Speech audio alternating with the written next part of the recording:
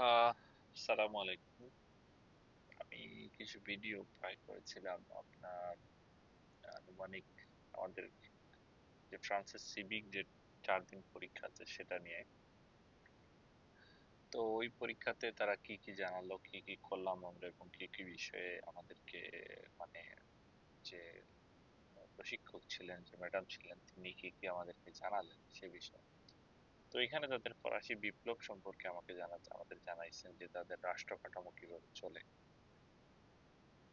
তারপর তাদের আইনের শাসন যেগুলো আছে, কয়টা স্তরে তাদের আইনের শাসন আছে, তাদের ফরাসি কালচার, ফরাসি খাবার, ফরাসি প্রজাতন্ত্রের মানে ধরেন কতটা স্তর আছে, কতজন এমপি আছে, কতজন মন্ত্রী থাকে, রাজনৈতিক কার কতটুকু ক্ষমতা আছে, তারপর তাদের উপনিবেশ কোথায় কোথায় ছিল এবং বর্তমানে ফ্রান্সের কতটা আপনার জেলা বলতে পারেন বা ডিস্ট্রিক্ট এরকম, ফরাসি কোন কোন জায়গাতে ফরাসি ভাষায় কথা হয়, এগুলো বিস্তারিত জানানো হয়েছে। এবং শেষের দিকে যেদিন 4 নাম্বার দিন ছিল, ওই দিন আমাদের একটা নর্মাল একটা মানে শর্ট প্রশ্ন মতো উত্তর, 30টা প্রশ্নের উত্তর একটি প্রশ্ন দিছিলেন।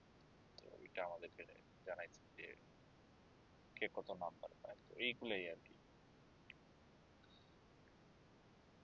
এবং শেষে চতুর্থ দিনে আমাদেরকে একটা ভিজিটে নিয়ে যান একটা জায়গাতে, ইউরোপিয়ান ইউনিয়নের। ওইখানে নিয়ে আমাদের ক্লাস মানে এমনি একটা ভিডিও দেখানো হয় 10 মিনিটের।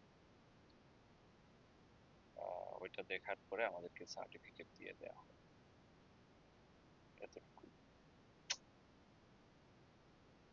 তো যারা ফরাসি ইতিহাস সম্পর্কে জানেন তাদের জন্য সহজ হবে। আর ফরাসি ভাষার উপর যদি কারো জানা থাকে, যারা লিসেনিং ভালো, ভালো বুঝতে পারে। আমি এখন নিজে যে এক্সাম সিভিক যেটা আছে ওইটা দিইনি, এখন দিতে পারি। দেখি, আমি একটু ঝামেলায় আছি। তো আশা করি আমি পারবো, কেননা আমি ফরাসি নর্মালি ফরাসি ফরাসি যে তাদের যে ভৌগোলিক অবস্থান বা বেসিক কিছু জানা আছে আমার, এবং বাকিটা আল্লাহর ইচ্ছা।